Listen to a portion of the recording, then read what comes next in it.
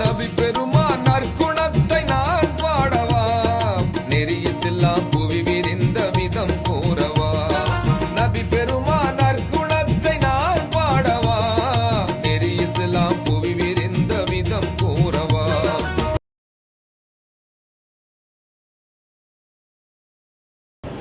لا إله إلا الله لا إله إلا الله لا إله إلا الله محمد رسول الله لا إله إلا الله لا إله إلا الله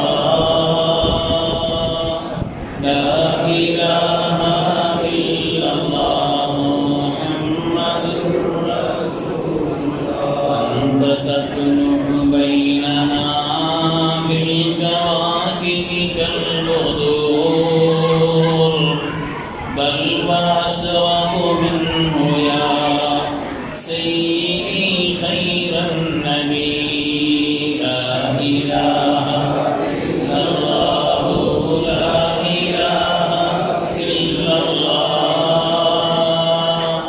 لا إله إلا الله محمد رسول الله أنت أم أب ما رأينا فيهما مثل حسنك قط يا سيدي خير النبي لا إله إلا الله لا إله إلا الله لا إله إلا الله محمد رسول الله الشفاعة هب لنا في القيامة مشفقا ولنا إن ضاع يا سيدي خير النبي لا إله إلا الله لا إله إلا الله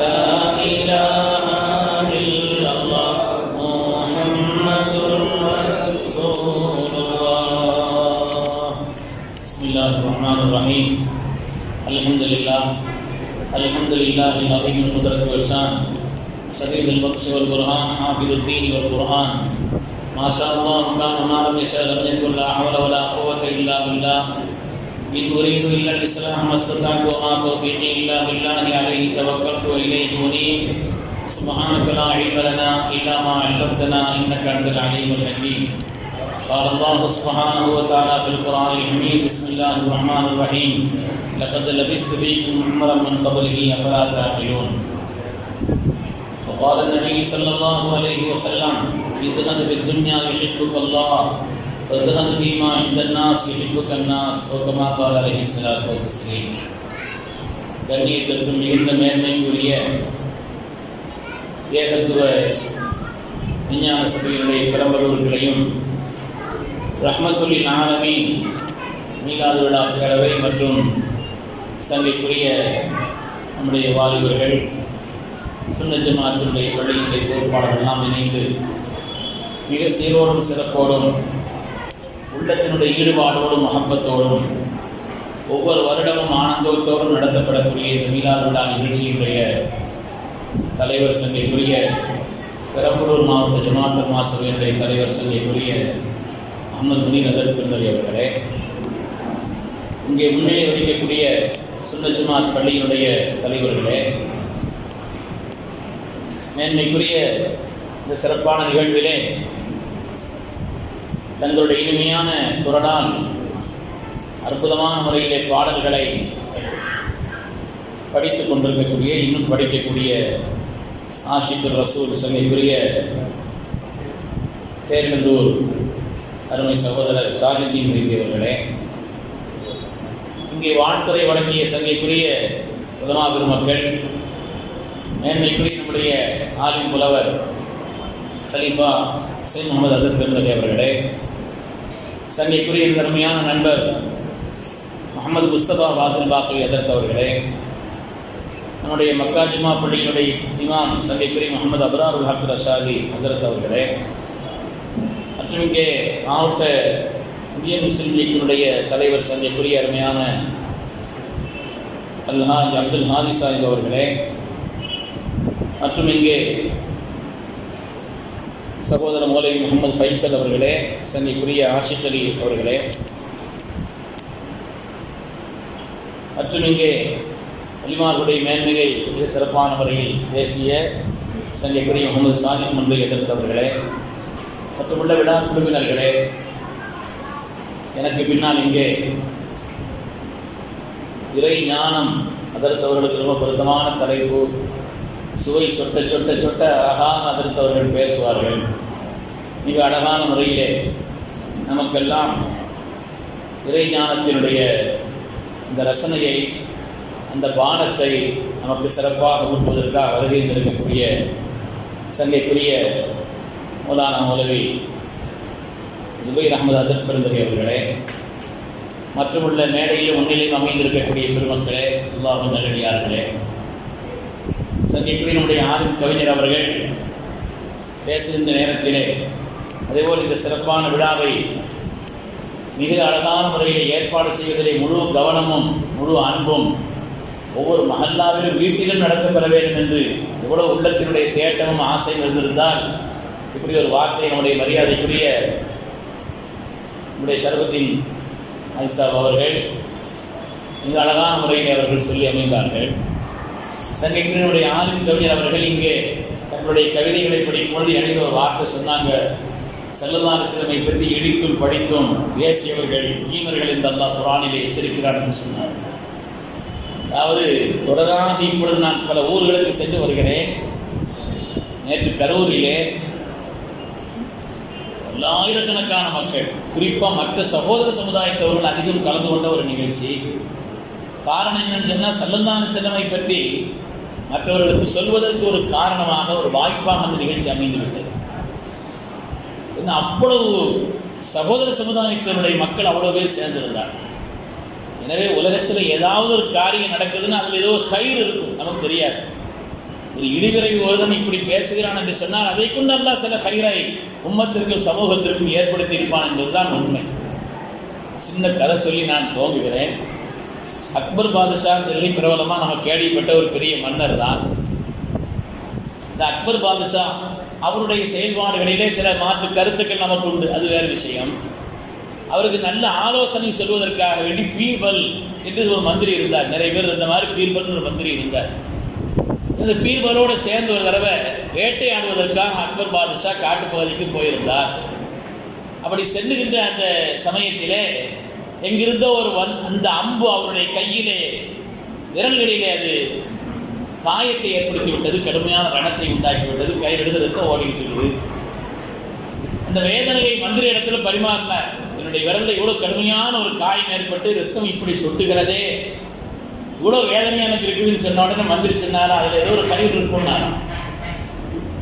அதில் ஏதோ ஒரு கயிறு இருக்குன்னாரா. அக்பர் பாதுஷா கோபம் வந்துருச்சு. நான் இவ்வளோ வேதனையை சொல்கிறேன், கையில் இப்படி சொட்டுது ரத்தம் சொல்கிறேன், என்னால் தாங்க முடியாத அளவுக்குள்ள ஒரு வேதனை சொன்னால் அதில் ஏதோ ஒரு கயிறு இருக்குன்னு சொல்கிறீங்களா. அந்த கோபத்தில் பீர்பல் அந்த நேரத்தில் அந்த மந்திரி ஒரு கிணத்தினுடைய திண்டுக்கு மேலே நின்றுட்டு இருந்தாராம். பாதுஷா அவரை பிடிச்சி உள்ள தள்ளி விட்டார். இது ஒரு நன்மையாக இருக்கு, போயிட்டு வாங்க. எல்லாத்துலேயும் கயிறு இருக்குன்னு சொல்கிறீங்களா, இல்லை இதில் ஒரு கயிறு இருக்குன்னு தள்ளி விட்டுட்டு போயிட்டார். அதுக்கு பிறகு வேட்டையை தொடர்வதற்காக ஒரு இடத்துல போகும் பொழுது அந்த காட்டு பகுதியிலே வாழ்ந்த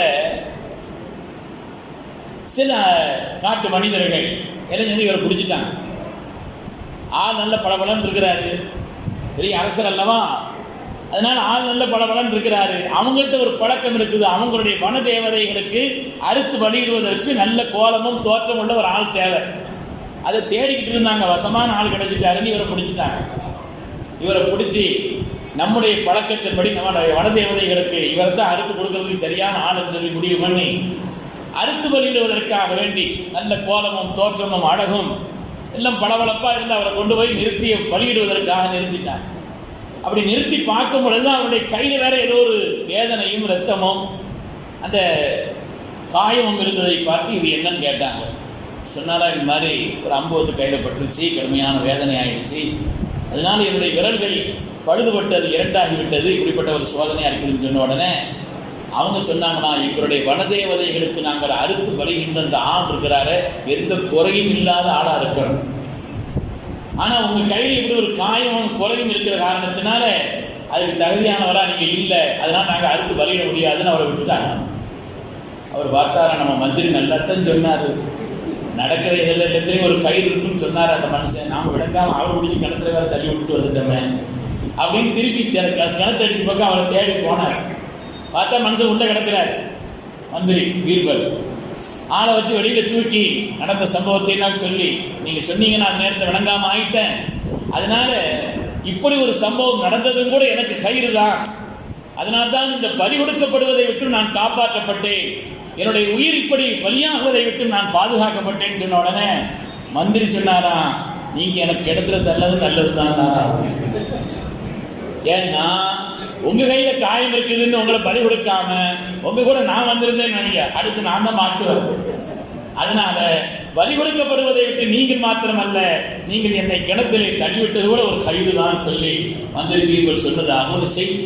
அருமையானவர்களை, எனவே உலகத்தில் எது நடந்தாலும் அதை கொண்டு அல்லாஹ் தஆலா சில கயிறுகளை வைத்திருப்பான். நான் சமீபத்தில் ஒரு கிராமத்துக்கு போயிருந்தேன். அங்கே உள்ள ஒரு இமாம் சாதாரணமான ஒரு மனிதர், ஆளுங்கள் ஒரு பகுதியில் என்ன சேவை செய்கிறாங்கிறத விளக்க முடிஞ்சு அவர் சொன்னார். அதில் ஒரு 8 நாளைக்கு முன்னால் நான் 9 பேர் 10 பேர்கிட்ட அவங்களுக்கெல்லாம் கலிமா சொல்லி கொடுத்து அவங்க ஈமானை ஏற்றுக்கொண்டார்கள் சொன்னார். மக்களே, ஒவ்வொரு காரியத்தையும் அல்லாஹ் நடத்தாக்குவதில் ஏதோ ஒரு கயிறு. அந்த அடிப்படையில் இன்று உலகமெல்லாம் முஹம்மது ஸல்லல்லாஹு அலைஹி வஸல்லம் புகழப்பட்டவர்கள், புகழப்படுபவர்கள் என்று புகழுக்கு உரியவர்களான நமது உயிரின் மேலான கண்மணி முஹம்மது ரசூலுல்லாஹி ஸல்லல்லாஹு அலைஹி வஸல்லம் மகத்துவத்தை உலகமெல்லாம் சொல்லப்படுவதற்குண்டான ஒரு காரணமாக ஒரு கேடுகட்டவனுடைய பேச்சு அமைந்திருக்கிறது என்றால் அதில் எல்லாம் ஏதோ ஒரு கயிறை வைத்து சந்திக்கக்கூடியவர்களே, அந்த அடிப்படையில் நாம ஸல்லல்லாஹு அலைஹி வஸல்லம் விளங்கணும். உலகத்தில் யாராவது அல்லாஹ்வுடைய ஹபீபை பற்றி மாற்று கருத்தும் ஏதாவது விமர்சனங்களும் செய்கிறார் என்று சொன்னால் அல்லாஹ் காரணம் சொல்வான். அம்லம் யாரிபு ரசூலஹும் ஃபஹும் லஹு முன்கிரூன். ஸல்லல்லாஹு அலைஹி வஸல்லம் அவர்கள் அறிய வேண்டாமா? அறியாத காரணத்தினால தான் இன்கார் செய்கிறாங்கன்னு அல்லாஹ் சொல்றான். ஸல்லல்லாஹு அலைஹி வஸல்லம் விளங்க வேண்டிய அளவிற்கு விளங்கி இருந்தார், அவர்களை புரிய வேண்டிய அளவிற்கு ஒரு மனிதன் புரிந்திருந்தார், அவருடைய உள்ளத்தில் எந்த விதமான கசடான தவறான எண்ணங்களும் ஏற்படாது என்பதை குர்ஆன் நமக்கு அழுத்தமாக சொல்லினார். சங்கிக்குரியவர்களே, ஸல்லல்லாஹுடைய திருமணங்களை பற்றி எனக்கு பேசப்படி சொல்லியிருக்கிறார்கள். சுருக்கமான நேரத்தில் நான் ஒரு பயான் மாதிரி இல்லாமல் ஒரு பாட மாதிரி சில விஷயங்களை நான் பரிமாறிக்கொள்கிறேன். ஆனால் உலகத்தில் வாழ்ந்த எல்லா தலைவர்களுக்கும் ஸல்லல்லாஹு அலைஹி வஸல்லமுக்கு மத்தியில் ஒரு அடிப்படையான வித்தியாசம் என்னன்னு சொன்னால், உலகத்தில் வாழ்ந்த எந்த தலைவராக இருந்தாலும் சரி, அவங்களுடைய வாழ்க்கையில் ஒரு பக்கம் வெளிச்சமாக இருந்தால் இன்னொரு பக்கம் இருளாக இருக்கும். ஒரு பக்கம் வெளிச்சமாக இருந்தால் இன்னொரு பக்கம் இருளாக இருக்கும். அவருடைய பிந்திய பருவத்திலே தலைவர்களாக உலகத்தில் அறியப்படக்கூடியவர்களாக இருந்தால் அவருடைய ஆரம்ப பருவம் என்பது போற்ற தகுந்ததாக இருக்காது, அசிங்கமானதாக பல பேருடைய வாழ்க்கை இருந்தது. உலகத்தில் யாரா இருந்தாலும் சரி, எந்த பெரிய சமீபத்தில் நான் ஒரு நூல் படித்தேன், உலக தலைவர்களின் மறுபக்கம் என்று. தலைவருடைய பேரை சொல்லி சொன்னால் அது நல்லா இருக்கும். உலகத்தில் எவ்வளவு பெரிய தலைவர்களாக சமகாலத்தில் வாழக்கூடியவர்களாக இருந்தாலும் சரி, முந்தி வாழ்ந்தவர்களாக இருந்தாலும் சரி, எந்த தலைவர்களாக இருந்தாலும் சரி, எவ்வளவு போற்றப்படக்கூடியவர்களாக இருந்தாலும் சரி, அவருடைய வாழ்க்கையிலே மறுபக்கம் என்பது அவர்கள் சமூகத்தில் அந்தஸ்துள்ளவர்களாக அறியப்பட்டால் குடும்பத்தில் கண்ணியமானவர்களாக அறியப்படாமல் இருக்கலாம். குடும்பத்திலே அவர் போற்றத்தக்கவராக இருந்திருந்தால் சமூகத்திலே கண்ணியமானவராக இல்லாமல் இருந்திருக்கலாம். தனி மனித வாழ்க்கையிலே ஒழுக்கம் இல்லாமல் இருந்திருக்கலாம், அவருடைய சிறுவராயம் கெட்டு போயிருக்கலாம். ஆனால் இந்த உலகத்தில் அதற்கு மாறுபட்ட ஒரே தலைவர் நமது உயிரினும் மேலான முஹம்மது ரசூலுல்லாஹி ஸல்லல்லாஹு அலைஹி வஸல்லம் தன்னுடைய வாழ்க்கையை ஆக்கினார்கள். நீங்கள் சீர்வர வேண்டுமா? எனக்கு பின்னால் இந்த உலகத்திலே 2 விட்டு செல்கிறேன். ஹதீஸில் அஹ்லுல் பைத்துன்னு சொன்னாங்க, குர்ஆனும் அஹ்லுல் பைத்தும் என்று சொன்னார். இன்னொரு ஹதீஸிலே என்னுடைய வாழ்வை உங்களுக்கு விட்டு செல்கிறேன். உலகத்தில் அப்படி சொன்ன தலைவர்கள் யாராவது உண்டா? தத்துவங்களை சொன்ன தலைவர்கள் உண்டு. உயர்ந்த கருத்துக்களை சொன்ன தலைவர்கள் உண்டு, உயர்ந்த போதனைகளை சொன்ன தலைவர்கள் உண்டு. ஆனால் உங்களுடைய வாழ்க்கையின் வெற்றிக்கு என் வாழ்வை பாருங்கள் என்று சொன்ன ஒரே தலைவர் சையதுனா முஹம்மது ரசூலுல்லாஹி ஸல்லல்லாஹு அலைஹி வஸல்லம். ஒரு மீலாது விழாவில், ஒரு திருமண விழாவில் ஒரு தடவை கவிஞர் கண்ணதாசன் பேசினார். கவிஞர் கண்ணதாசன் ஒரு திருமண விழாவில் பேசினார். மணமக்களை இங்கே எல்லோரும் வாழ்த்துகிறோம், பூவும் நறுமணமும் போல, பாலும் வெண்மையும் போல, நகமும் சதையும் போல நீங்கள் வாழணும்னு எல்லாரும் வாழ்த்துறீங்க. வாழ்த்தக்கூடிய நம்ம யாராவது ஒரு ஆள் நானும் என்னுடைய மனைவியும் வாழ்வதை போல் வாழுங்கன்னு அவரை சொல்கிறோமான்னு கேட்டார். நானும் என்னுடைய மனைவியும் வாழ்வதை போல் வாழுங்கள்னு அப்படி சொல்லக்கூடிய யோகிய அம்சம் நம்ம யாருக்கும் இல்லைன்னு சொன்னார். அதற்குண்டான அந்த யோகியாம்சமும் அதற்குண்டான தகுதியும் ஒருவருக்கு இருக்கிறது என்று சொன்னால் நமது உயிரினும் மேலான கண்மணி முஹம்மது ரசூலுல்லாஹி ஸல்லல்லாஹு அலைஹி வஸல்லம். கூட்டத்தில் பயான்னா அப்புறம் உள்ள விஷயம்தான். உங்கள் திருநாமம் சொல்லும்போது சலவாத்து சொன்னாலும் இந்த கூட்டத்தினுடைய வெற்றி முடிஞ்சு கிடைக்க வேண்டிய எல்லா வாக்கியமும் கிடைச்சிருச்சு. எனவே இந்த உலகத்தில் அப்படிப்பட்ட ஒரு யோகியாம்சம், என்னுடைய வாழ்வை பாருங்கள், அதை பின்பற்றுங்கள், நீங்கள் வெற்றி பெறுவீர்கள் என்று சொன்ன ஒரே தலைவர் சையதுனா முஹம்மது ரசூலுல்லாஹி ஸல்லல்லாஹு அலைஹி வஸல்லம். சங்கிக்குரியவர்களே, உலகத்தில் எதை கொண்டெல்லாம் அவர்களை ஒச்சப்படுத்த, குறைபடுத்த உலகம் நினைத்ததோ அதுவே அவருடைய புகழுக்கு காரணமாக அமைந்தது. எதை கொண்டெல்லாம் அவர்களை ஒச்சப்படுத்த வேண்டும், ஊனப்படுத்த வேண்டும் என்று உலகத்தின் எதிரிகள் நினைத்தார்களோ அதுவெல்லாம் அவருடைய வெற்றிக்கும் அவருடைய உயர்வுக்கும் காரணமாக அமைந்தது என்பதை வரலாற்றின் வழியாக நாம் பார்த்தோம். சங்கிக்குரியவர்களை, அந்த அடிப்படையில் தான் உங்களுடைய திருமண வாழ்வு. நாமளும் கொஞ்சம் யோசிக்கணும். சொல்லாத எதுக்காக இத்தனை திருமணம் பண்ணாங்க? நம்மள்ட்ட யாராவது கேட்டால் நம்மள்ட்ட பதில் இருக்குதா? ஸல்லல்லாஹு அவர்கள் 11 திருமணங்களை முடித்தார்கள். இந்த உலகத்தை விட்டு பிரிகிற நேரத்தில் 9 மனைவியரோடு அவர்கள் வாழ்ந்தார்கள். எதுக்காக அவங்க இவ்வளவு திருமணம் செய்தாங்க? அதை சில பேர் ஒச்சப்படுத்துகிறார்களே. நாம் அது சம்பந்தப்பட்ட விஷயங்களில் சொல்வதற்கும் விளக்குவதற்கும் நம்மள்ட்ட ஏதாவது பதில் இருக்கணுமா இல்லையா? நாம தெரிஞ்சிருக்கணுமா இல்லையா? இதை நாம் விளங்கியிருக்க வேண்டாமா? உலகத்தில் அப்பழுக்கற்ற பரிசுத்தமான மனிதர் சையதுனா முஹம்மது ரசூலுல்லாஹி தன்னுடைய நுபுவத்திற்கு ஆதாரமாக லகத் லபிஸ்து ஃபீக்கும் உமர மின் கப்லி, இவ்வளவு நாள் உங்களோட வாழ்ந்திருக்கிறேன், என்ன நீங்க பார்த்திருக்கிறீங்களே, ஒழுக்கத்திற்கு மாற்றமாக, உண்மைக்கு மாற்றமாக, சத்தியத்திற்கு மாற்றமாக ஏதாவது என்னுடைய வாழ்க்கையில் நடந்திருக்கிறதா? எங்கோ இருந்து நான் திடீரென்று குதித்தவன் அல்ல, உங்களோடு வாழ்கிறேன், உங்களோடு வாழ்கிறேன். என்னுடைய வாழ்க்கை திறந்த புத்தகம்.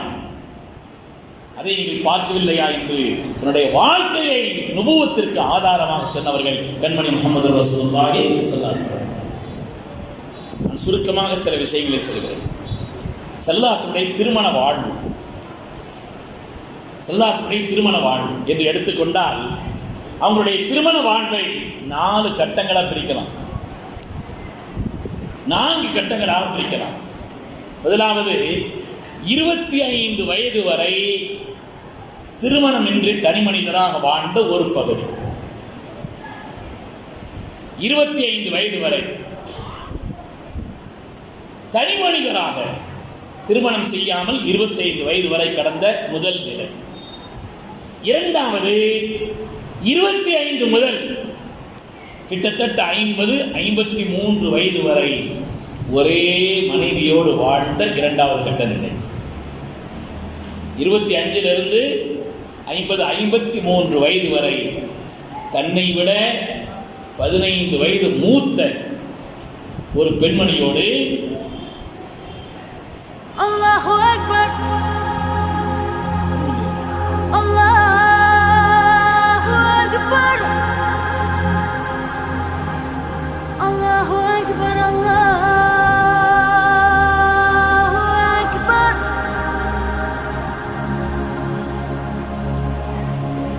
أشهد أن لا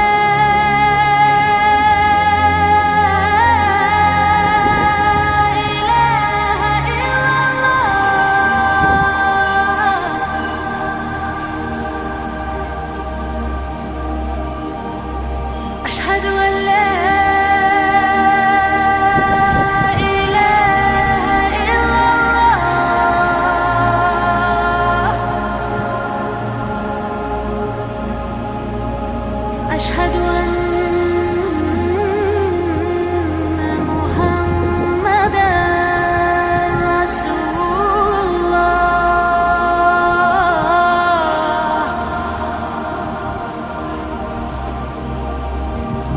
أشهد أن محمدا رسول الله.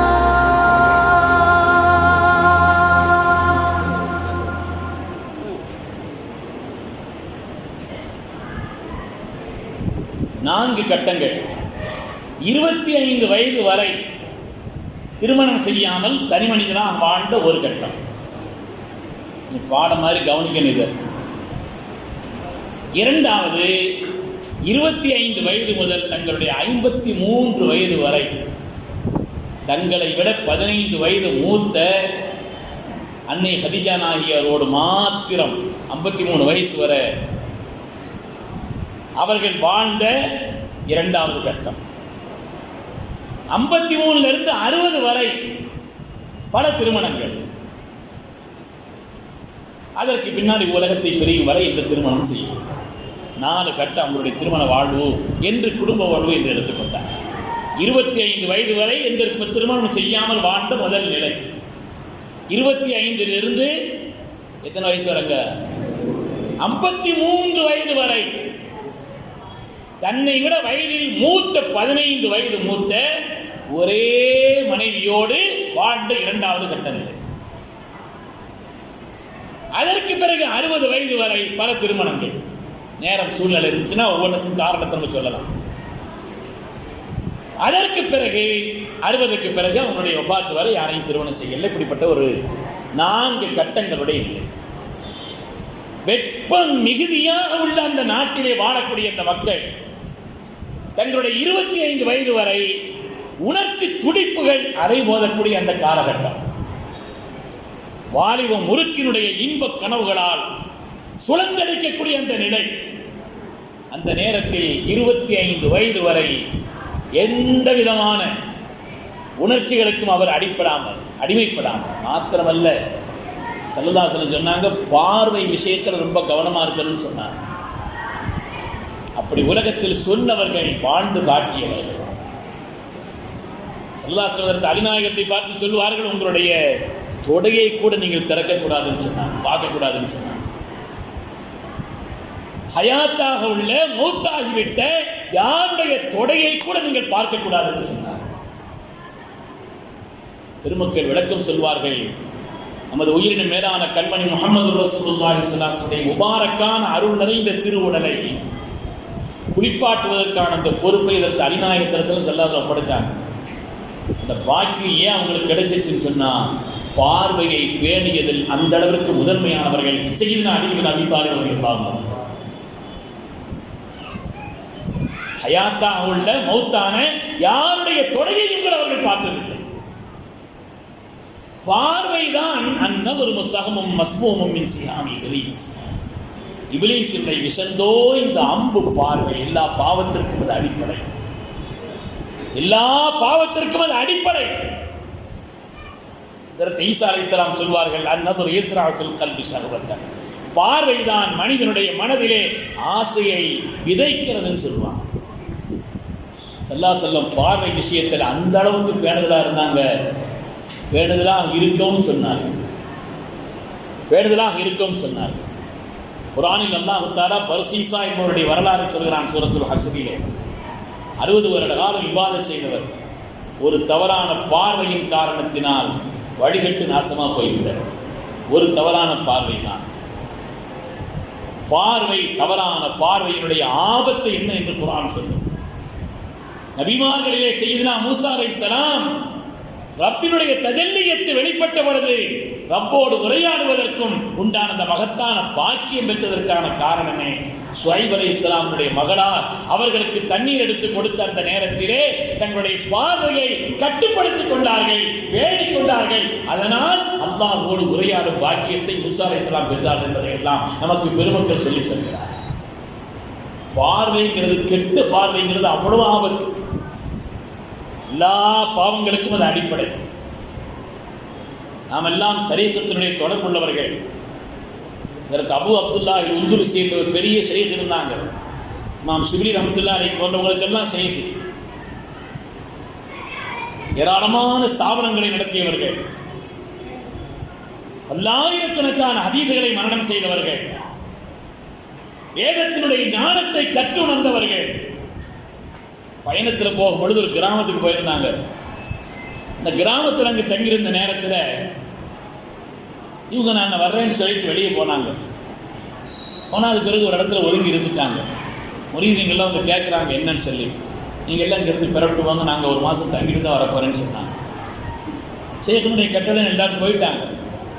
ஆனால் அதற்கு பிறகுதான் நாம் சித்தி ரஹ்மத்துல்லாஹி வந்து இந்த ஷேഖன் இருக்கிறாங்களே, ஒரு வேலை இங்கே நடக்க மாட்டேங்குதுன்னு சொல்லி பார்ப்பதற்காக அவர்களை வந்து பார்ப்பதற்காக வருகின்ற நேரத்தில் தான் இங்கே நடந்த நிகழ்வுகளை வரலாறு சொல்லும்.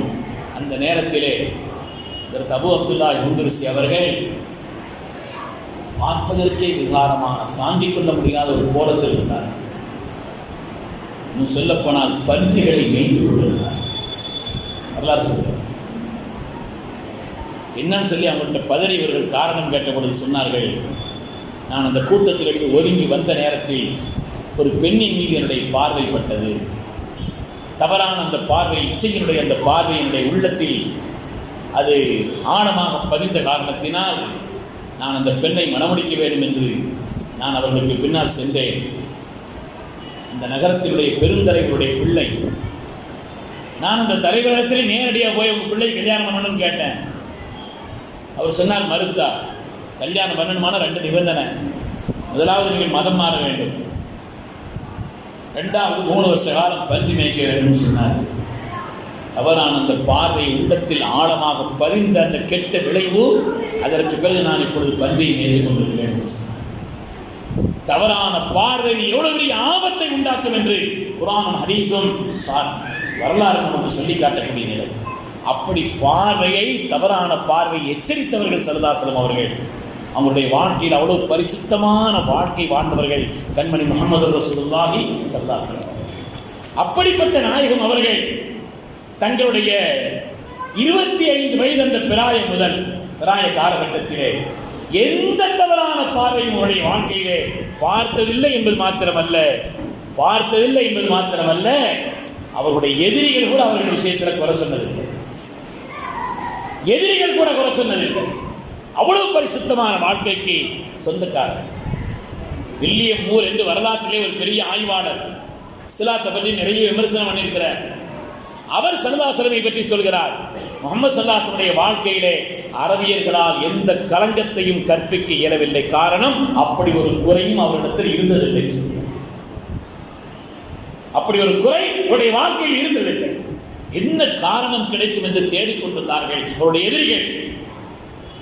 அப்படிப்பட்ட ஒரு நிலையிலே எந்த குறையும் அவருடைய வாழ்க்கையிலே காணவில்லை என்று சொல்கிறார்.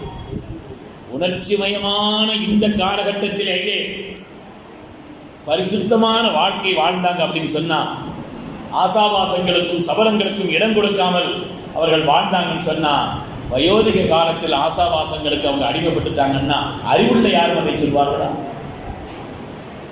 புத்திமான்களாக யாராவது அப்படி சொல்வார்களா?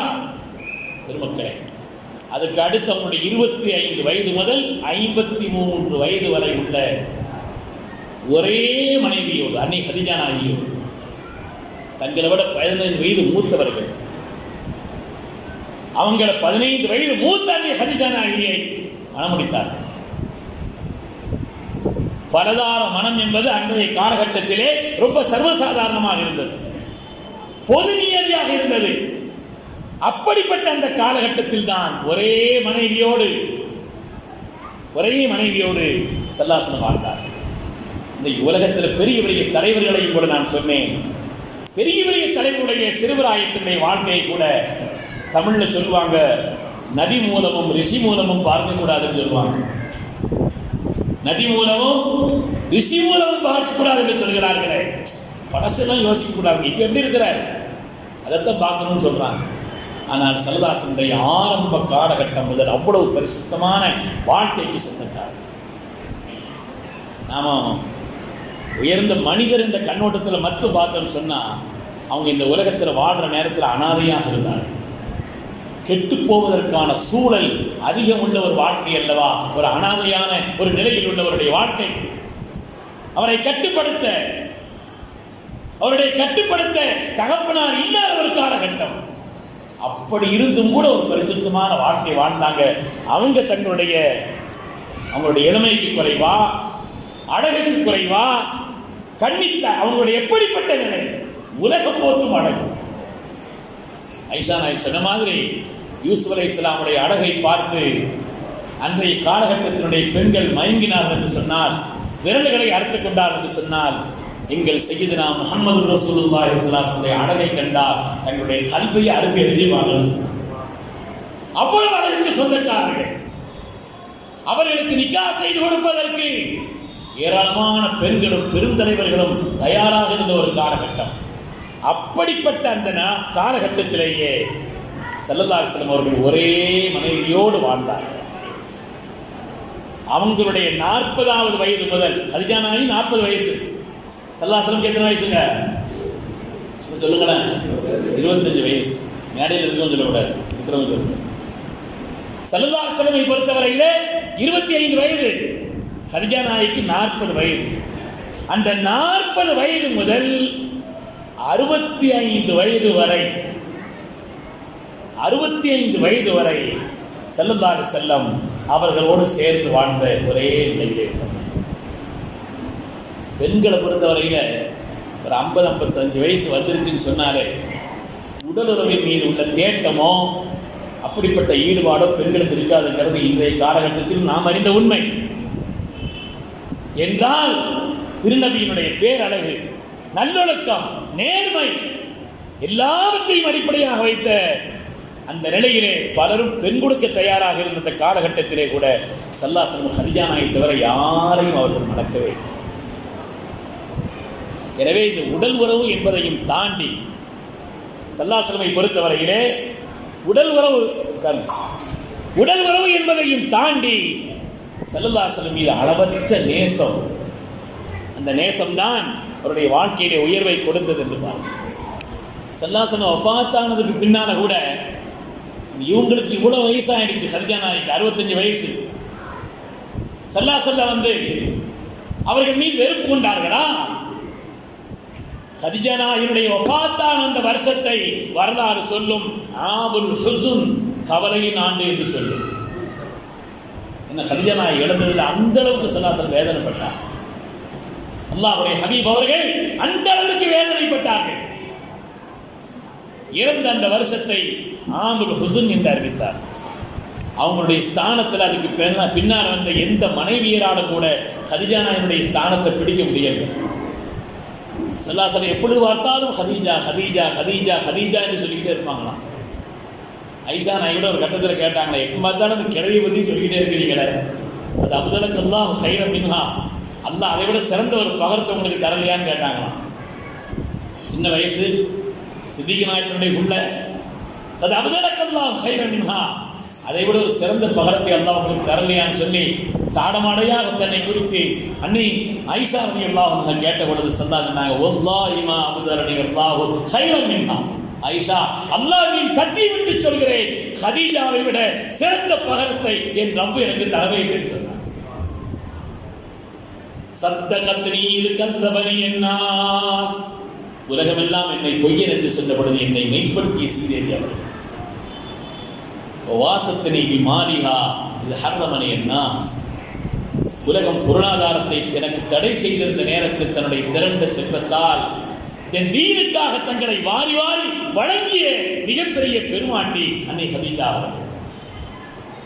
என்ன கிளவி சொன்ன அல்லாஹ் அந்த கிளவியிடத்திலிருந்து தான் எனக்கு மக்களை தந்தான் என்று ஸல்லல்லாஹு அலைஹி வஸல்லம் அவங்க சொல்லி காமிச்சாங்க. வரலாறு படிக்கும் அருமையானவர்களை கொஞ்சம் யோசிக்கணும். தங்களுடைய 25 வயது முதல் ஸல்லல்லாஹு அலைஹி வஸல்லம் அவர்கள் கதீஜா நாயகியோடு 25 முதல் அவங்க ஒரே மனைவியரோடு கதீஜா நாயகியுடைய 65வது வயது வரை அவங்க சேர்ந்து வாழ்ந்தாங்கன்னு சொன்னா, காமத்திற்காக அவங்க இப்படி காரியத்தை செய்தாங்க உலகம் சொல்வது யாராவது சொன்னால் பைத்தியக்காரனாக தான் இருக்கு. அப்படிப்பட்ட பரிசுத்தமான வாழ்க்கை. திருமக்களே, ஏன் ஸல்லல்லாஹு அலைஹி வஸல்லம் பல திருமணங்களை செய்தார்கள்? கொஞ்சம் நம்ம யோசிச்சு பார்க்கலாம். ஸல்லல்லாஹு அலைஹி வஸல்லம் ஏன் பல திருமணங்களை செய்தாங்க? ஒவ்வொன்றையும் விடைக்கு சொல்வதற்கு நேரம் இருக்குமா தெரியல, சுருக்கமாக நான் சொல்கிறேன்.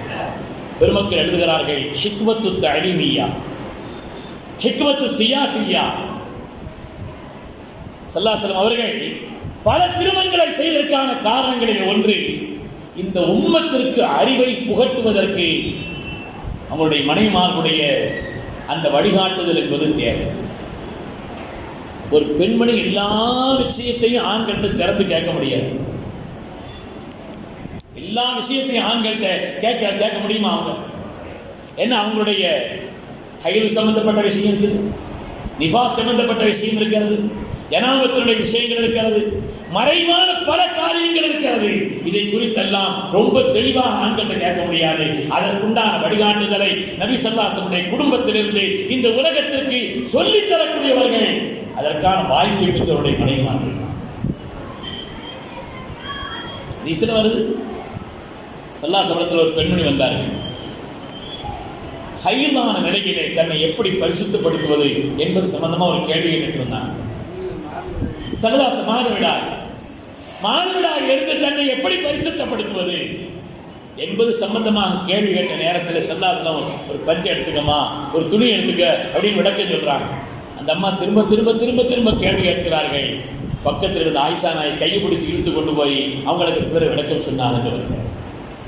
என்ன, ஒரு பெண்ணுக்கு அது சம்பந்தப்பட்ட விஷயத்தை முழுமையாக விளக்கி கொடுப்பதற்கு ஒரு பெண்ணால் தான் முடியும். அப்படிப்பட்ட பாடத்தை சதாசமனத்திலிருந்து கற்று இந்த உலகத்திற்கு அந்த ஞான பாத்திரத்திலிருந்து அவ்வுலகத்திற்கு அள்ளி தந்தவர்கள் அன்னை ஆயிஷா நாயகி. உம்மு சுலைம் ரலியல்லாஹு அன்ஹா அவர்கள் சல்லாசமனத்தில் வந்து ஒரு தடவை கேட்டாங்க, இன்னல்லாஹ் லா யஸ்தஹீ மினல் ஹக், நாயகமே சத்தியத்தை கேட்பதற்கு அல்லாஹ் வெட்கப்படக்கூடாதுன்னு சொல்லியிருக்கிறான். நான் ஒரு காரியத்தை உங்களிடத்தில் கேட்கிறேன். ஹல் அலல் மரதி மின் ஹுஸ்னின் இதா தலமத், ஒரு பெண்மணி கனவு காண்கிறார். கனவிலே தனக்கு குளிப்பட கடமையாகுவதைப் போல, ஆண்களுக்கு ஏற்படுவதைப் போல அப்படி ஒரு நிலை கனவிலே ஏற்பட்டால் அந்த பெண்மணிக்கு குளிப்பு கடமையான்னு கேட்டாங்க. சொல்லாங்கன்னா இதா ராத்திரிமா, ஆம் குளிப்பு கடமைதான், எழுந்திருக்கும் பொழுது தண்ணீர் அடையாளம் இருந்தால் சொன்னாங்க. கனவுல தான் அப்படி காண்டாங்க. வெளிப்படையா நம்ம எழுந்திரிச்சு பார்த்தா அதனுடைய எந்த அடையாளங்களும் இல்லைன்னா குளிப்பு கடமை இல்லை. பெண்ணுக்கு மிக சட்டம் தான் என்று அம்மா வந்து கேட்கிறார்கள். சொன்னாங்கன்னா இதா ராத்திரிமா, ஆம் குளிப்பு கடமைதான். அவர்கள் அந்த ஈரத்தை, தண்ணீருடைய அடையாளத்தை கேட்டார். அந்த அம்மா ஆச்சரியப்பட்டு கேட்டாங்க, பெண்களுக்கும் அப்படி தண்ணீரா வெளிப்படும் என்று கேட்டார். பெண்களுக்கும் அப்படி தண்ணீர் வெளிப்படுமான்னு கேட்டாங்க. சொன்னாங்க, அப்படியானால் ஒரு பிள்ளை தாய்க்கும் தகப்பனுக்கும் எப்படி ஒப்பாகிறார்? யாருடைய தண்ணீர் முந்துகிறதோ அதை வைத்துத்தான் அந்த பிள்ளை தகப்பனுக்கும் தாய்க்கும் ஒப்பாகிறார்கள் என்ற ஒரு விஞ்ஞான செய்தியை கண்மணி முஹம்மது ரசூலுல்லாஹி ஸல்லல்லாஹு அலைஹி வஸல்லம் விளக்கி கொடுத்தார். பெண்களுக்கான எல்லா விஷயத்தையும் ரொம்ப தெளிவாக ஒரு ஆணால் அவ்வளவு சராகத்தாக தெளிவாக சொல்ல முடியாது. அதை சொல்வதற்குண்டான ஒரு நிலை என்பது பெண்கள் மூலமாகத்தான் ஏற்படும். ஸல்லல்லாஹு குடும்ப வாழ்க்கையை அறிந்த, அவருடைய குடும்பத்தோடு ரகசிய வாழ்க்கையை பரிமாறிக்கொண்ட அந்த பெண்களால் தான் உலகத்தில் அப்படிப்பட்ட விஷயங்களை விளக்கி கொடுக்க முடியும். அதனால் ஸல்லல்லாஹு பலதார மனங்கள் ஏற்பட்டதற்குண்டான காரணங்களில் ஒன்று ஹிக்மத்து தஅலீமியா என்று சொல்வார்கள். மார்க்க விஷயங்களை கியாமத்து நாள் வரை வரக்கூடிய சமூகத்திற்கு, குறிப்பாக பெண்கள் தொடர்பான அந்த விஷயங்களை பரிமாறிக்கொள்வதற்கு ஸல்லல்லாஹு ரகசிய வாழ்க்கையை, அந்தரங்க வாழ்க்கையை, குடும்ப வாழ்க்கையை சொல்வதற்கு பெண்கள் தான் தேவை. அதனாலும் அல்லாஹ் பல திருமணங்களை செய்ய வைத்தார். அதனாலும் திருமணங்களை செய்ய வைத்தார். ஒவ்வொரு பெண்ணினுடைய வாழ்க்கையா, தாயினுடைய வாழ்க்கையா யோசிச்சு பார்த்தா நமக்கு தெரியும். அதே போல ஹிக்மத்து சியாசியா என்று சொல்கிறார். அரசியல் ரீதியான காரணங்கள். ஸல்லல்லாஹு அலைஹி வஸல்லம் சில பெண்களை நிக்காஹ் செய்த காரணத்தினால் அரசியல் ரீதியான மகத்தான வெற்றி நாயகத்திற்கு கிடைத்தது. வெறும் சிறுபிராயம் என்று இல்லை, அவர்கள் வயோதிகத்தை அடைந்தவர்கள், விதவையானவர்கள். எனவே காமத்தினுடைய நோக்கம் கூட அங்கே இல்லை. வயது முதிர்ந்த நிலையில் இருந்தவர்களை திருமணம் செய்த காரணத்தினாலே அரசியல் ரீதியான பலவிதமான பலன்கள் ஏற்படும். உதாரணமாக ஸல்லல்லாஹு அலைஹி வஸல்லம் நிக்காஹ் செய்தவர்களிலே அன்னை ஜுவைரியா ரலியல்லாஹு அன்ஹா அவர்கள் இந்த பெண்மணிகளுடைய பெயரை நான் வரிசையாக சொல்கிறேன். நம்முடைய தாய்மாருடைய பெயரை. அரசியல் ரீதியான பலம் கிடைத்தது நாயகத்திற்கு. அதிலே ஒரு ஆசிரியர் ஜுவைரியா ரலியல்லாஹு அன்ஹா அவர்கள் பனு முஸ்தலக் என்ற கோத்திரத்தினுடைய தலைமைத்தனத்தை பெற்றவர்கள். அவங்க அடிமையாக பிடிபட்ட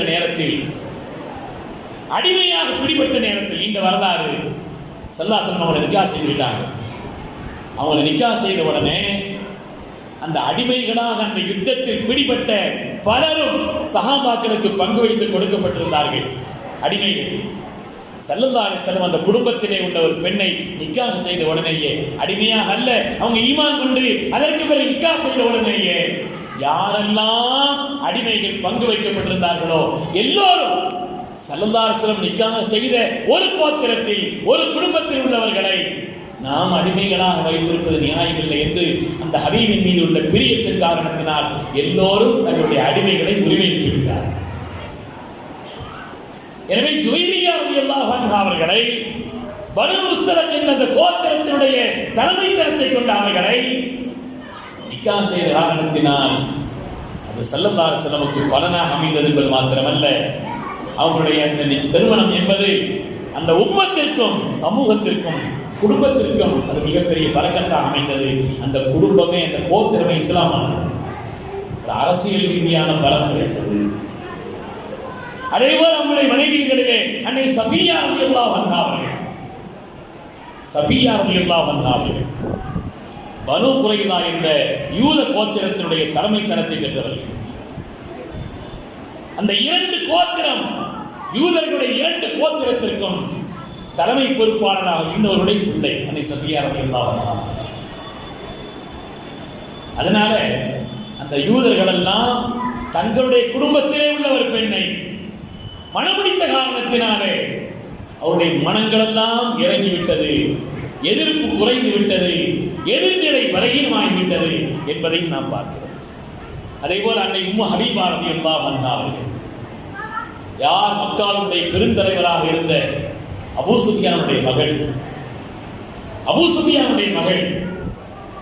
அவங்க ஆரம்ப காலகட்டத்திலேயே இஸ்லாத்தை ஏற்றுக்கொண்டவர்கள், குடும்பத்தை விட்டுட்டு வந்துட்டாங்க. அந்த உம்மு ஹபீபா ரலியல்லாஹு அவங்களுடைய மகளார் அன்னை உம்மு ஹபீபா ரலியல்லாஹு அவர்களை அபூ சுஃபியான் ரலியல்லாஹு பின்னால் இஸ்லாமாகிவிட்ட அவருடைய மகனார் உம்மு ஹபீபாவை நாயகம் ஸல்லல்லாஹு அலைஹி வஸல்லம் நிக்காஹ் செய்தார்கள். அதன் விளைவாக அபூ சுஃபியானை இறங்கி வரக்கூடிய ஒரு நிலை ஏற்பட்டிருந்தது. அரசியல் ரீதியான சில காரணங்களுக்காக வேண்டி, காமம் என்பது காரணம் இல்லை, மனோ இச்சை என்பது காரணம் இல்லை. காரணம் என்னவென்று சொன்னால், தங்களுடைய 53 வயதிற்கு பின்னால் சிறுபிராயத்திலெல்லாம் பக்குவமாக இருந்தவர், ஒடுக்கமாக இருந்தவர், பண்பாடாக இருந்தவர், அப்படிக்கற்ற நிலையிலே வாழ்ந்தவர் தங்களுடைய 53 வயதிற்கு பின்னால் காமத்திற்காக நிக்காஹ் செய்தார் என்று சொன்னால், பெருமக்களே, அது அறிவுடைமையான காரியம். அப்படி சொல்வது அறிவு ரீதியான வாதம். எனவே மார்க்கத்தை மக்களுக்கு தெளிவாக கியாமத் வரை சொல்ல வேண்டும் என்ற நோக்கத்திற்காக, அரசியல் ரீதியான சில காரணங்களுக்காக, இப்படி பல்வேறு காரணங்களால் ஸல்லல்லாஹு அலைஹி வஸல்லம் அவர்கள் நிக்காஹ் செய்தார். மனைவியர்களுடைய அந்த நம்முடைய தாய் ரசூலுல்லாஹ்வுடைய மனைவிகள் நமக்கு யாருங்க? தாய்மார். வாசுமாஜு உம்மஹாத். ஸல்லல்லாஹு அலைஹி வஸல்லம் முஃமின்களுக்கு தங்கள் உயிரை விட மேலானவர்கள் நம்முடைய மனைவியர்கள், நம்முடைய தாய்மார்கள் என்று அல்லாஹ் குர்ஆனில் சொல்றான். அந்த ஒப்பற்ற தாய்மார்கள் முதல்ல கதீஜா நாயகியோடு தான் வாழ்ந்தாங்க. கதீஜா நாயகியோடு மாத்திரம்தான் 53 வயது வரை வாழ்கிறார்கள்.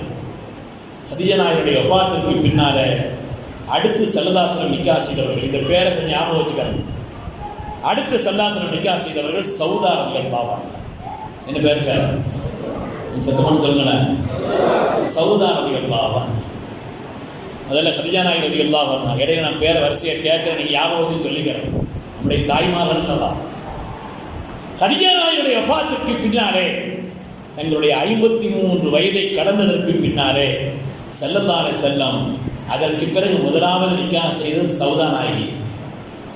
சௌதா நாயகியை பொறுத்தவரையிலே அவங்களுடைய கணவர் சக்ரான் என்பவர் இஸ்லாத்தை ஏற்றிருந்தார். 2 பேரும் இஸ்லாத்தை ஏற்றிருந்தாங்க. எதிரிகளுடைய கடுமையான தொந்தரவு அதனாலே அபிசீனியாவுக்கு ஹிஜ்ரத் போயிட்டாங்க. கணவனும் மனைவியும் சக்கரானவர்களும் சௌதானாயும் சேர்ந்து ஹிஜ்ரத் போயிட்டாங்க. மக்காவினுடைய நிலை நல்லபடியாக ஆகிவிட்டது என்று யாரோ தகவல் சொல்ல அதை உண்மை என்று நம்பி அபிசீனியாவிலிருந்து திரும்ப வருகின்ற நேரத்திலே வருகின்ற வழியிலே சௌதானாயுடைய கணவர் இறந்து போய்விட்டார். அவங்களுடைய குடும்பம் இருக்கிறதே சௌதானாயின் மீது கடுமையான பகை கொண்டிருந்தார்கள். கடுமையான பகை கொண்டிருந்தார்கள். குடும்பத்தில் அவர்களை அரவணைப்பதற்கு யாரும் இல்லை. அந்த நேரத்தில் சல்லல்லாஹு சௌதானாயை நிக்கா செய்கிறாங்க. அந்த நேரத்தில் சௌதானாய்க்கு வயசு தெரியுமாங்க? 55 வயசு. இவங்களுக்கு 54, சல்லல்லாஹு அவங்களுக்கு 55 வயது. 50 வயது 55 வயதான ஒரு பெண்ணை காம நோக்கத்தோடு இச்சைக்காக நிக்கா செய்தார்கள் சொன்னால் உலகம் எப்படி நம்பும்? பிறகு ஏன் செய்தார்கள்? தங்களுடைய பிள்ளைகளை பராமரிப்பதற்காக, கதீஜா நாயகத்திலிருந்து பெற்றெடுத்த மக்களை பராமரிப்பதற்கு பெண்கள் வேண்டுமா இல்லையா? பல நோக்கங்களிலே அது ஒரு நோக்கம். பல நோக்கங்களிலே அது ஒரு நோக்கமாக அமைகிறது. சங்கைக்குரியவர்களே, இரண்டாவது அவங்க நிக்கா செய்தது கதீஜா நாய்க்கு பின்னால் இரண்டாவது நிக்கா செய்து யாருங்க சொல்லுங்களேன்? பாடம் சொல்லுங்க. சௌதா நாயகி ரலியல்லாஹு அன்ஹா. மூணாவது நிக்கா செய்த ஆயிஷா நாயகி ரலியல்லாஹு அன்ஹா.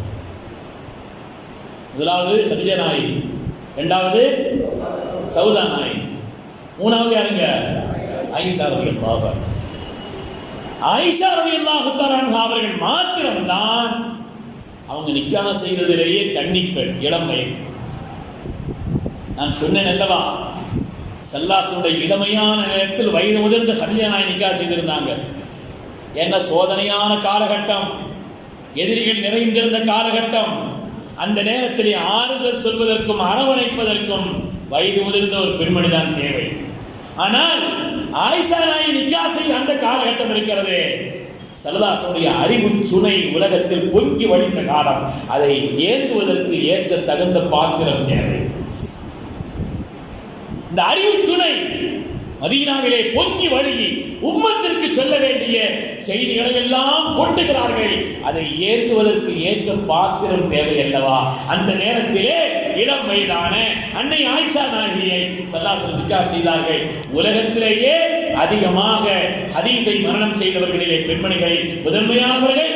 சஹாபாக்களுக்கு மார்க்கத்தில் எந்த சந்தேகம் ஏற்பட்டாலும் அதை நிவர்த்தி செய்து கொடுப்பதிலே முதன்மையானவர்கள் ஆயிஷா நாயகி. மாஸ்கல் அலைனா சுஹாப ரசூலில்லாஹி ஸல்லல்லாஹு அலைஹி வஸல்லம் ஹதீஸுன் கத்து இல்லா சஅல்னா ஆயிஷா. எங்களுக்கு மார்க்கத்தில் எந்த சந்தேகம் ஏற்பட்டாலும் நாங்கள் அன்னை ஆயிஷா நாயிடத்தில் கேட்டு அதை தீர்த்துக் கொண்டோம் என்று சொல்கிறார்கள் சையதுனா இப்னு மஸ்ஊத் ரலியல்லாஹு அன்ஹு. எனவே ஆயிஷா நாயகி ஸல்லல்லாஹு அலைஹி வஸல்லம் அவர்களை நிக்கா செய்ததற்கான காரணம், அவங்க சித்திக் நாயகனுடைய மகளா. சித்திக் நாயகம் வாழ்க்கையிலேயே 3 லட்சியம் தான் சொன்னாங்க. நான் வாழ்றதுக்கு எனக்கு 3 காரணம் தான். முதலாவது, நாயகமே உங்களை பார்த்துக்கிட்டே இருக்கணும் நாயகமே சொன்னாங்க. என்னுடைய வாழ்க்கையில் ஆசையே 3 தான், உங்களை பார்த்துக்கிட்டே இருக்கணும். இரண்டாவது, என்னுடைய பிள்ளை உங்களுக்கு நிக்கா செய்து தரணும். உங்கள் வழியாக அந்த உறவு எனக்கு பலப்பட வேண்டும், சல்லல்லாஹுடைய அந்த உறவு எனக்கு வேண்டும். மூன்றாவது, நான் வஃபாத்தானதுக்கு பின்னால் உங்கள் பக்கத்தில் அடக்க தரணும். இதுதான் ஆசை சொன்னாங்க. அப்படிப்பட்ட அந்த காதலரின் மகள், சித்திக் நாயகத்தினுடைய மகள், சல்லல்லாஹு அலைஹி வஸல்லம் வயது முதிர்ந்த அந்த காலகட்டத்தில் தாங்கள் நிக்கா செய்த ஒரே ஒரு இளமையான சிறு வயதுள்ள பெண். காரணம், சல்லல்லாஹு அலைஹி வஸல்லம் இடத்திலிருந்து கொட்டக்கூடிய அந்த அறிவு சுனையை ஏந்துவதற்குண்டான தகுந்த பாத்திரமாக அல்லாஹ் ஏற்படுத்தி கொடுத்தான் என்பதுதான் அதற்குண்டான காரணம். அன்னை ஆயிஷா நாயகியிடத்திலிருந்து உலகம் எப்படியெல்லாம் அறிவை பெற்றது என்பது ஏராளமான செய்திகள் உள்ளது. எனவே சல்லல்லாஹு அலைஹி வஸல்லம் எந்த விதமான காம எண்ணத்திலோ இச்சையினுடைய ஒரு நிலையிலேயோ ஆயிஷா நாயகி அவங்க நிக்கா செய்யல. அதற்கு தலீமியா உம்மத்திற்கு மார்க்கத்தை சொல்வதற்குண்டான அந்த மகத்தான ஆற்றலை, தங்களிடத்திலிருந்து வெளிப்படக்கூடிய அறிவு சுனையை ஏந்தி கியாமத்து வரை உலகத்திற்கு கொடுப்பதற்குண்டான ஒரு நிலை. அவங்க என்னவெல்லாம் சொல்லியிருக்கிறாங்க ஹதீஸில் நிறைய செய்திகள் வருகிறது. அதை விளக்குவதற்குண்டான நேரம். முதலாவது ஹதிஜா நாய். திரும்ப திரும்ப கேட்குறேன்னு நினைக்காதீங்க. நம்ம வயசில் நம்ம வாழ்க்கையில் மனப்பாடம் ஆயிரம். நம்முடைய தாய்மார்களான அவங்க பேர் என்னன்னு மனசில் மனப்பாடம் ஆயிரம். முதலாவது யாருங்க? ஹதிஜா நாய் ரலியல்லாஹு அன்ஹா. ரெண்டாவது சௌதா ரலியல்லாஹு அன்ஹா. மூணாவது அன்னை ஆயிஷா ரலியல்லாஹு அன்ஹா. நாலாவது அதற்கு ஹப்ஸா ரலியல்லாஹு அன்ஹா. இவங்க அதற்கு உமர் தானுடைய மகள். எப்படி சித்திக் நாயகனுடைய மகளாரை ஆயிஷா நாயகி ஸல்லல்லாஹு நிக்கா செய்தார்களோ அதே போல ஹப்ஸா நாயகி அவர்கள் இவங்களுடைய கணவரும் ஹிஸ்ன் என்பவரும் ஒரு யுத்த களத்திலே அவர்கள் வஃபாத்தாகி இருந்தார்கள். இவங்களும் விதவையாக இருந்தார்கள், வயதான பெண்மணியாக இருந்தார்கள். உமர் ரலியல்லாஹுடைய ஆசைக்காக, உமர் ரலியல்லாஹுடைய விருப்பத்திற்காக, நபியினுடைய குடும்பத்தோடு எனக்கு ஒரு சம்பந்தம் வேண்டும் என்ற அந்த உன்னதமான ஆசைக்காக தன்னுடைய மகளை ஸல்லல்லாஹு அலைஹி வஸல்லம் எந்த விதமான காமமோ ஆசையோ தவறான எண்ணமோ இச்சையோ காரணம் இல்லை என்பதை நாம் பார்க்கிறோம். அதற்குண்டான அடிப்படை வயது முதிர்ந்த இவங்களுடைய நிலையிலே வயது முதிர்ந்த ஒரு விதையை நிக்கா செய்ததுதான் காரணம். வரிசை அந்த பேரையும் நான் திரும்ப திரும்ப சொல்கிறேன். ஹதிஜா நாயகிக்கு பின்னாலே சௌதா நாயகி ரலியல்லாஹு அன்ஹா, அதற்கு பிறகு அன்னை ஆயிஷா ரலியல்லாஹு அன்ஹா, அதற்கு பிறகு அன்னை ஹப்ஸா ரலியல்லாஹு அன்ஹா. பின்னால வர வர கொஞ்சம் சத்தம் குறைஞ்சிடக்கூடாது, சத்தம் கூடணும். பின்னால ஆரம்பத்தில் கொஞ்சம் சத்தம் ரெடியா இருக்கும். ஹதிஜா நாயகி, சௌதா நாயகி முதல்ல வந்ததுனால திரும்ப திரும்ப சொன்னதுனால ஞாபகம் இருக்குது. பின்னால போக பேர் மறந்துடக்கூடாது. கூட்டம் முடிஞ்சு வீட்டுக்கு போனா பேர் ஞாபகம் இருக்கணும், எழுதி வச்சுக்கிறேன். ஹதிஜா நாயகி ரலியல்லாஹு அன்ஹா, சௌதா ரலியல்லாஹு அன்ஹா, ஆயிஷா ரலியல்லாஹு அன்ஹா, அப்புறம் யாருங்க? ஹப்ஸா ரலியல்லாஹு அன்ஹா. உமர் ரலியல்லாஹு அன்ஹு. அதற்கு பிறகு ஸைனப் ரலியல்லாஹு அன்ஹா. ரெண்டு ஸைனப் இருக்கிறாங்க. Zainab பின்த் ஹுஸைமா, Zainab பின்த் ஜஹஷ். ஐந்தாவதாக ஸைனப் என்ற ஒரு பெண்ணை நிக்கா செய்கிறார்கள். மிக குறைந்த ஒரு காலகட்டம், 8 மாதங்கள் தான் நபியோடு வாழ்ந்தவர்கள் ஸைனப் அவர்கள். ஏன்னா அவ்வளவு வயதான பெண்மணி, வயதான பெண்மணி ஸைனப் நாயகி அவர்கள். ஸல்லல்லாஹு அலைஹி வஸல்லம் நிக்கா செய்து ஹிஜ்ரி 3 நிக்கா செய்றாங்க, 4 அவங்க வஃபாத் ஆயிட்டாங்க. 8 மாதங்கள் தான் அவருடைய வாழ்க்கை.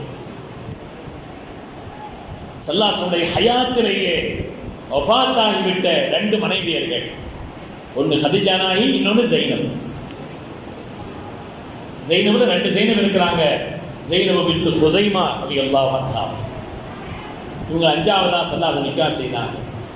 வயது முதிர்ந்த விதவையான பெண், மார்க்கத்தினுடைய சட்டங்களை விளங்கி உம்மத்திற்கு சொல்வதற்குண்டான அந்த மகத்தான கடமையை நிறைவேற்றுவதற்காக ஸல்லல்லாஹு அலைஹி வஸல்லம் அல்லாஹ்வுடைய உத்தரவின் பேரில் நிக்கா செய்வார். இன்னைக்கு ஸைனப் ரலியல்லாஹு அன்ஹா ஸல்லல்லாஹு அலைஹி வஸல்லம் கிட்டத்தட்ட 8 மாதங்கள் மாத்திரம்தான் வாழ்ந்த பெருந்தகை அன்னை ஸைனப் ரலியல்லாஹு அன்ஹா. இவங்க பேர் ஸைனப் பின்த் ஜஹஷ், ஸைனப் பின்த் ஹுஸைமா. இன்னொரு ஸைனப் இருக்கிறார்கள், ஸல்லல்லாஹு அலைஹி வஸல்லம் மாமி மகள். அவங்க 6ஆவதாக அவங்க நிக்கா செய்தாங்க ஸல்லல்லாஹு அலைஹி வஸல்லம். அந்த ஸைனபை 6ஆவதாக தாங்க நிக்கா செய்த அந்த ஸைனபை யாருக்கு முதல்ல மணமுடித்து கொடுத்திருந்தாங்கன்னு சொன்னா, தன்னுடைய வளர்ப்பு மகனாக இருந்த ஸைதுக்கு மணமுடித்து கொடுத்திருந்தாங்க. கொஞ்சம் கவனிக்கணும். இதுல ஸல்லல்லாஹு நிக்கா செய்ததுல அவங்க உலகத்திற்கு சில ஷரியத்தினுடைய சட்டங்களையும் சொல்ல வேண்டும். தன்னுடைய வளர்ப்பு மகனான ஸைத் அவர்களுக்கு தன்னுடைய மாமி மகள் ஸைனபை நிக்கா செய்து கொடுத்திருந்தாங்க. அதுக்கு பிறகு அவங்களுக்கு மத்தியில அந்த உறவு துண்டிக்கப்பட்டு விட்டது. துண்டித்ததற்கு பின்னாலே ஸைனப் நாயகியை நிக்காக செய்யும்படி அல்லாஹ் நாயகத்திற்கு உத்தரவிட்டார். ஸல்லல்லாஹு அலைஹி வஸல்லம் நிக்கா செய்தாங்க. அந்த நேரத்தில் உலகம் குறை சொன்னது, குறைஷிகள் குறை சொன்னார்கள். தன்னுடைய பிள்ளையினுடைய மனைவியையே இவங்க நிக்கா செய்கிறாங்கன்னு உலகம் சொல்லிச்சு. ஆனால் அல்லாஹ் இந்த உலகத்திற்கு ஒரு சட்டத்தை சொல்ல நினைத்தான். அசல் பிள்ளையும் வளர்ப்பு பிள்ளையும் ஒன்று. அசல் பிள்ளையும் வளர்ப்பு பிள்ளையும் ஒரே நிலையில் உள்ளவர்கள் அல்ல. உலக மக்கள் எப்படி வேண்டுமானாலும் சொல்லட்டும், உதுஊஹும் லிஆபாஇஹிம் ஹுவ அக்ஸத்து இன்தல்லாஹ். பிள்ளைகளை அவருடைய பெற்றோரின் பெயரோடு சேர்த்து அடையுங்கள். அதுதான் அல்லாஹ்விடத்தில் நீதமிக்க ஒரு நடைமுறை. அல்லாஹ் சொல்றான், மாக்கான முஹம்மதுன் அபா அஹதின் மின் ரிஜாலிக்கும். முஹம்மது ஸல்லல்லாஹு அலைஹி வஸல்லம் எந்த ஆண் மக்களுக்கும் இவர்கள் தகப்பனார். அதனால ஸல்லல்லாஹு அலைஹி வஸல்லமோடு நீங்கள் இணைத்து வளர்ப்பு மகனை சொல்லாதீர்கள் என்று அல்லாஹ் தஆலா ஒரு சட்டத்தை சொன்னார். வளர்ப்பு மகனுடைய நிக்கா செய்து கொடுக்கப்பட்ட அந்த மருமகள், வெளிப்படையா சொல்ல போனார், மருமகளை நிக்கா செய்யக்கூடாது. ஆனால் வளர்ப்பு மகனுடைய பிள்ளையாக இருந்தால் சரியத்திலே நிக்கா செய்வது தடையில்லை என்ற அந்த சட்டத்தை உலகத்திலே நடைமுறைப்படுத்தி சொல்வதற்கும், உலகத்தில் அதுவரை இருந்து வந்த அந்த நடைமுறையை உடைத்தெறிவதற்குமாக அல்லாஹ் ஏவினான் அந்த ஸைனபை நிக்கா செய்வது. ரசூலுல்லாஹ்வுடைய 4 மகள். 2 ஸைனப் சொல்லி இருக்கிறோம், கொஞ்சம் ஞாபகம் வச்சுக்கிறோம். ஸல்லல்லாஹு மணிமாருடைய வரிசையை திரும்ப நீங்க சொல்லுங்க. முதலாவது அன்னை ஹதீஜா ரலியல்லாஹு அன்ஹா. நல்ல பேர் சில பேர் எழுதி வச்சுட்டு சொல்றா, கரெக்டா, ரொம்ப சந்தோஷம். அன்னை ஹதீஜா ரலியல்லாஹு அன்ஹா. இரண்டாவது யாருங்க? அன்னை சௌதா ரலியல்லாஹு அன்ஹா. மூணாவது அன்னை ஆயிஷா ரலியல்லாஹு அன்ஹா. நாலாவது அன்னை ஹஃப்ஸா ரலியல்லாஹு அன்ஹா. அஞ்சாவது ஸைனப் தான், ஆறாவது ஸைனப் தான். ஆனால் அஞ்சாவதாக உள்ள ஸைனப் பின்த் ஹுஸைமா ஸல்லல்லாஹு அலைஹி வஸல்லமோடு 8 மாதங்கள் மாத்திரம் வாழ்ந்த ஒரு பெண்மணி. இந்த உலகத்தை விட்டு ஸல்லல்லாஹு அலைஹி வஸல்லம் ஹயாத்திலேயே 2 பேர் பிரிஞ்சாங்க. அதில் ஒன்று ஹதீஜா நாயகி அவர்கள், இன்னொன்று ஸைனப் நாயகி அவர்கள். ஆறாவதாகவும் ஸைனப் தான். அந்த ஸைனப் பின்த் ஜஹஷுடைய மகள் ரலியல்லாஹு அன்ஹா.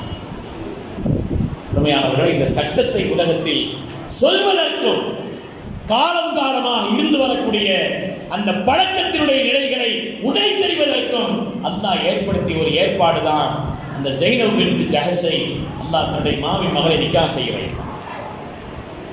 மாமி மகளை நிக்கா செய்ய வைத்தார். ஏழாவதாக உம்மு சலமா ரலியல்லாஹு அன்ஹா. நான் கொஞ்சம் சீக்கிரமே முடிச்சு அவங்களுடைய அந்த விஷயத்தை நீங்கள் இன்னும் சுவையாக கேட்பதற்கு சீக்கிரமே முடிக்க நினைச்சேன். நேரம் போன தெரியல, இடையில பாதி கண்டம் தாண்டி இருக்கிறோம். அதனால கொஞ்சம் சீக்கிரமாக சொல்லி முடிச்சிடுறேன். ஏழாவதாக யாருங்க? அன்னை சொல்லுங்க, உம்மு சலமா ரலியல்லாஹு அன்ஹா. ஏழாவதாக உம்மு சலமா. இவங்க ரொம்ப வயசான ஆள். காரணங்கள் பலது இருக்குது. ஸல்லல்லாஹு அலைஹி வஸல்லம் அவங்களை பெண் கேட்டு விட்டாங்களாம். உம்மு சலமா நாயகி சொன்னாங்களா, 3 காரணத்தினால யோசிக்கிறேன். முதலாவது, இன்னி இம்ராத்து முஸ்லிமத், ரொம்ப வயசான பெண், நிக்கா செய்து நான் என்ன செய்ய போறேன், ரொம்ப வயசான பெண்ணு, அதனால யோசிக்கிறேன்னு சொன்னாங்களாம். 2வது, எனக்கு ஏராளமான பெண் மக்கள் இருக்கிறார்கள், நிறைய எத்தீமான பிள்ளைங்க இருக்கிறாங்க, கணவர் விட்டுட்டு போயிட்டார், எத்தீமான பிள்ளைங்க 2 இருக்கிறாங்க. 3வது, வான சதீதுல் கீரத்தி, நான் வந்து ரோசக்காரி, டப்புன்னு கோபம் வந்துடும். வேற ஆள்கிட்ட கோபிச்சா பரவாயில்ல, உங்கள்கிட்ட ஏதாவது கோபிச்சா மொத்த சாபமும் எனக்கு வந்து சேர்ந்துடும். அதனால இந்த 3 காரணத்தினால யோசிக்கிறேன்னு சொன்னாங்களாம். ஸல்லல்லாஹு அலைஹி வஸல்லம் பதில் சொல்லி விட்டாங்களாம், உங்களோட நான் வயசான ஆளு தான், பிரச்சனை இல்லைன்றாங்க.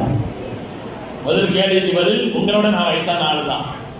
உலகத்தில் எங்கே எத்தீமானாலும் அந்த எத்தீம்களுக்கெல்லாம் நான் தந்தை. உலகத்தில் எத்தீம்களுக்கெல்லாம் நான் தான் தந்தை. அப்படியானால் அந்த எத்தீமான பிள்ளைகள் என்னுடைய நேரடி பராமரிப்பில் வருவது சால பொருத்தம், அதுவும் பிரச்சனை இல்லைன்னாங்களாம். ஷதீதுல் கீரத்தி, ரோஷம் அதிகரிக்குன்னு அதுக்கு சரி வராதுன்னாங்க. அதனால அந்த நிலை உங்களுக்கு மாறுவதற்காக நான் துவா செய்கிறேன் சொன்னேன். வயதான பெண் யோசிக்க வேண்டும். ஸல்லல்லாஹு அலைஹி வஸல்லம் நோக்கங்கள் இச்சையினுடைய நோக்கம் அல்ல என்பதை புரிந்து கொள்வதற்காக நான் அந்த வார்த்தையை சொல்கிறேன். அதனாலே அன்னை உம்மு சலமா ரலியல்லாஹு அன்ஹா, உம்மு சலமா ரலியல்லாஹு அன்ஹா அவர்களை ஸல்லல்லாஹு அலைஹி வஸல்லம் 7வது நிக்கா செய்தாங்க. 8வது ஜுவைரிய்யா ரலியல்லாஹு அன்ஹா. ஏற்கனவே நான் காரணம் சொல்லிவிட்டேன், அரசியல் ரீதியான காரணம். அரசியல் ரீதியான காரணம், பனுல் முஸ்தலக் என்ற அந்த யுத்தத்திலே கடுமையான எதிர்நிலையிலே கைதியாக பிடிபட்டவர்கள் அன்னை ஜுவைரிய்யா அம்மா அவர்கள். ஜுவைரிய்யா அம்மா அவர்கள் கைதியாக பிடிபட்டார். அந்த அடிமைகளுடைய நிலையிலே எல்லோரும் அடிமைத்தனத்திலிருந்து விடுதலை பெறுவதற்கு காரணமாக இருந்தவர்கள், அந்த கோத்திரமை இஸ்லாம் ஆகுவதற்கு காரணமாக இருந்தவர்கள், எதிரிகளுடைய அந்த எதிர்ப்பை குறைப்பதற்கு அரசியல் ரீதியான தந்திரமாக இது அமைந்திருந்தது என்பதை பார்க்கிறோம். 9வது உம்மு ஹபீபா ரலியல்லாஹு அன்ஹா. கேட்டே வந்து பின்னால் கொஞ்சம் மறந்துடும் சொன்னேன், அதை ஞாபகப்படுத்தி நான் முடிப்பேன். 8வதாக அன்னை ஜுவைரியா அம்மா அவர்கள், 9வதாக அன்னை உம்மு ஹபீபா அவர்கள். ஸல்லல்லாஹு 59வது வயதிலே மக்காவுடைய பெருந்தலைவராக இருந்த அபூ சுஃபியானுடைய மகள் அன்னை உம்மு ஹபீபாவை ஸல்லல்லாஹு நிக்காஹ் செய்கிறார்.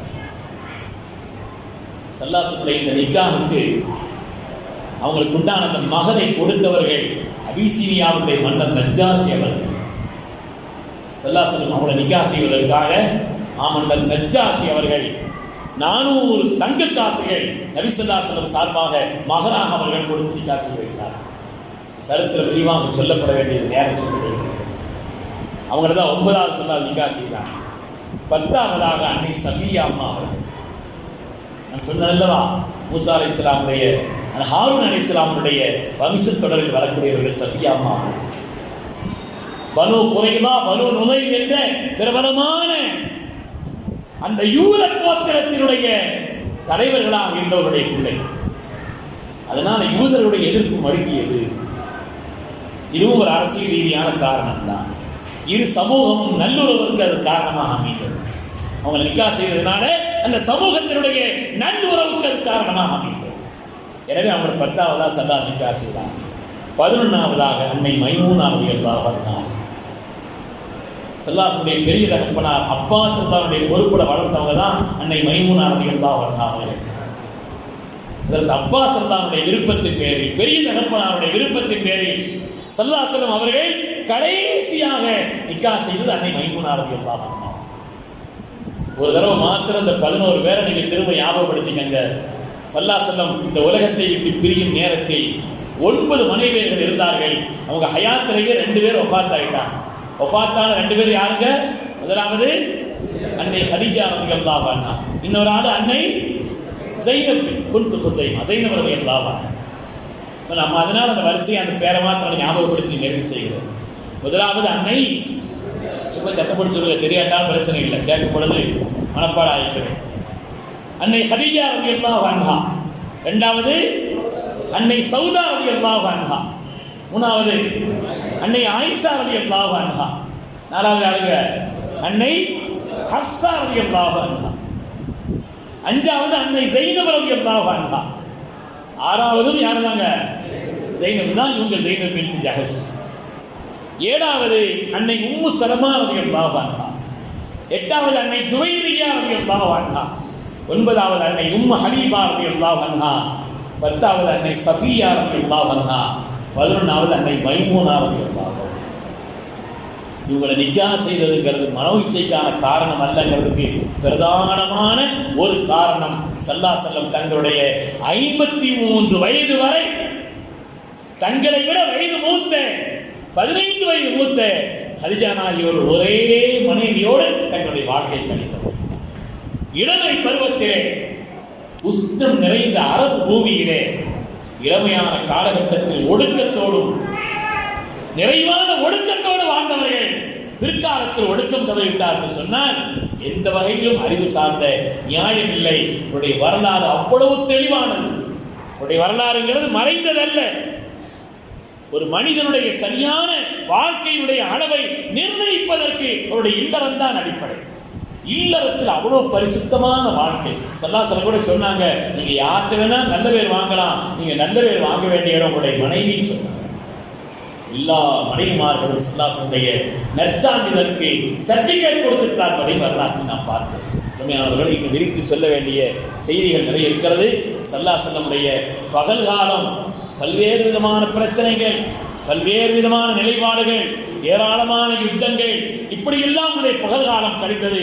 பின்னால் மதீனாவுடைய காலகட்டத்தில் இரவு காலம் என்று சொன்னால் தஹஜ்ஜுதிலும் குர்ஆன் ஓதுவதிலும் 3 பகுதி நேரம், இரவிலே பாதி நேரம், 3 ஒரு பகுதி நேரம் என்றெல்லாம் இபாதத்தில் கழித்தார். எனவே பரிசுத்தமான வாழ்க்கைக்கு சொந்தக்காரர்கள் என்பதிலே எந்த விதமான சந்தேகம் இல்லை.